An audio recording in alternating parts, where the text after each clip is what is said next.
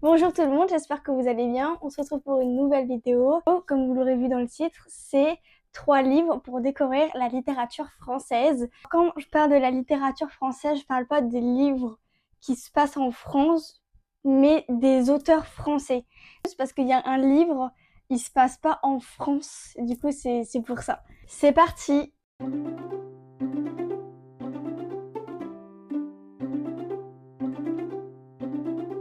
Le premier livre que je vais vous présenter, c'est Vers la beauté de David Fokénos. Ce livre se passe en France, plus précisément à Lyon. On va suivre la vie d'Antoine Duris, qui est professeur à l'Université des Beaux-Arts.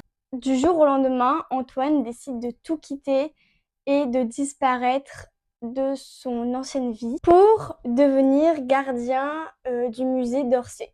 Il quitte les ponts avec sa famille, ses amis, son ancien métier et il ne recontacte plus personne. Il s'est volatilisé, comme s'il était devenu un fantôme vagant entre le passé et le présent, restant invisible, contemplant les tableaux encore et encore, chaque jour, scrutant chaque détail pour les connaître sur le bout des doigts. Dans le livre, on s'aperçoit que ce changement de vie est dû à quelque chose qui s'est produit dans son passé.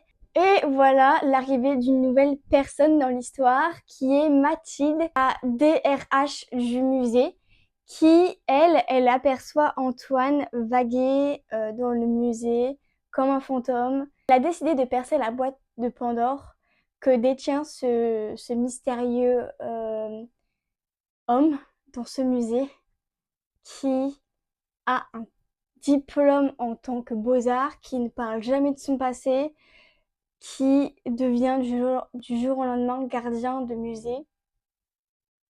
Il y a un petit truc qui cloche. Elle a décidé de découvrir ce secret qu'il cache parce qu'elle en est persuadée, il y en a un. Je ne peux pas vous dire si tous les livres de David Fokénos sont superbes parce que je n'ai lu que celui-là, mais dans ma pile à lire j'en ai un autre et donc quand je vais le lire, d'ailleurs le résumé a l'air génial, le potentiel érotique de ma femme, quand je vais le lire je vous le dirai, mais il a l'air génial. Si vous voulez découvrir un auteur français, foncez, son style c'est plutôt contemporain. Vous allez voir les ateliers, c'est pas du contemporain pur et dur. Le deuxième livre que j'aimerais vous faire découvrir et aussi du coup l'autrice, c'est À un clic de toi d'Eva Kim. Regardez-moi cette couverture qui est juste géniale. Donc je souhaite remercier les illustrateurs qui existent dans le monde, qui font les couvertures parce que sans vous, on ne serait rien. Alors, en lisant ce roman, vous êtes la bienvenue en Corée du Sud. Donc c'est pour ça que je vous ai dit que ce n'étaient pas des livres qui se passaient en France, mais des auteurs ou des autrices françaises, car l'autrice est française, mais elle a écrit ce livre quand elle était en Corée du Sud. Quand j'ai lu ce livre, j'y étais moi aussi. On est dans la vie de Irene, j'espère que je prononce bien le prénom, qui est l'une des meilleures élèves de son université. Mais depuis quelques années, quelque chose la ronge. Son art ne lui convient plus. Mais de quel art on parle? Ce qu'elle crée, ça ne lui convient plus. Son art, c'était une forme de bulle de confiance où elle pouvait sortir de sa vie monotone et depuis quelques années, elle a l'impression qu'elle n'arrive plus à créer, qu'elle n'a plus d'inspiration, la page blanche, littéralement. Cette perte de confiance, elle l'a subie de l'intérieur sans rien dire à personne car personne ne sait son secret. Internet, c'est une star de webtoon. Vraiment, j'ai l'impression que l'autrice a des superbes idées. De l'autre côté de l'université se trouve l'intello Aka Yangjae. J'espère aussi que je prononce bien son prénom. Un mystérieux étudiant de sa promotion qui vient passer du temps dans le cybercafé que tient l'oncle de Anrin et qui un jour oublie quelque chose qui pourrait tout faire basculer. Je ne vous en dis pas plus. Je vais finir ce résumé avec une phrase de l'autrice pour vous donner envie et pour vous montrer la plume incroyable de l'autrice. Si ensemble, ils découvraient que les cerisiers ne fleurissent pas qu'en printemps. Je trouve que c'est bien de garder un petit brin de mystère en lisant. C'est peut-être pour ça aussi qu'il y a des gens qui détestent lire les résumés pour vraiment être plongés dans l'histoire sans rien savoir. Je vous laisse découvrir cette plume et cette autrice incroyable. À aparté, je vais vous mettre les Insta des auteurs en description. Comme ça, si vous voulez aller voir un petit peu ce qu'ils font, vous pourrez. Le dernier livre que j'aimerais vous présenter, c'est L'effet boule de neige de Clara Hérault. Je suis désolée de vous présenter ce livre en août. Comme ça, vous pourrez fleurir votre pâle pour l'hiver prochain.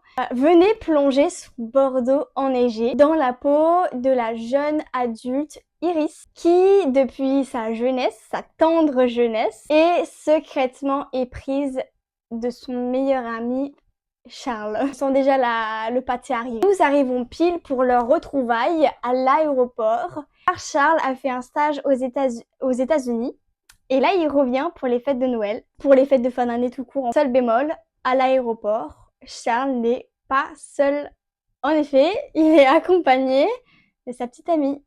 Ça, Iris, elle l'a pas vu venir. Du coup, Iris, elle est un petit peu en breakdown. Ses espoirs s'amoindrissent, hein. Il y a carrément plus d'espoir là. La tristesse l'emporte sur les rues enneigées, le froid, les marchés de Noël, la musique de Noël aussi. Tout ça, ça l'importe. Elle s'en fout complètement, car son cœur est brisé. Je vois que cet amour, le vrai amour selon elle, vivre une vie sans elle et être heureux, et ça, je pense que ça doit être horrible. Mais heureusement, ce breakdown ne va pas durer tout l'hiver grâce à l'aide de sa meilleure amie, Anastasia, qui est une fan de romance et qui a une idée, une géniale idée, comme on les aime. Cette splendide idée, selon sa meilleure amie, Iris, c'est de le rendre jaloux, de rendre Charles jaloux. Et comment le rendre jaloux? Bah, en sortant avec quelqu'un d'autre, en fait. Bah, ça paraît évident, non? Mais qui? Sous l'émotion, sans faire exprès, sa langue, elle a bafouillé et elle a demandé sans faire exprès au frère de Charles, son grand frère, Alex, est-ce que tu veux sortir avec moi pour rendre ton frère jaloux? Peut-être que c'est arrivé. Peut-être. Mais ce qui serait encore plus fou, c'est que cet Alex-là, il dise, bah bien sûr, pourquoi je dirais non en fait? Oui, il a accepté. Alors, j'espère que vous allez aimer Bordeaux sous la neige. J'espère que vous allez aimer l'odeur de la cheminée, du crépitement, du bois, du froid qui vous brûle le nez.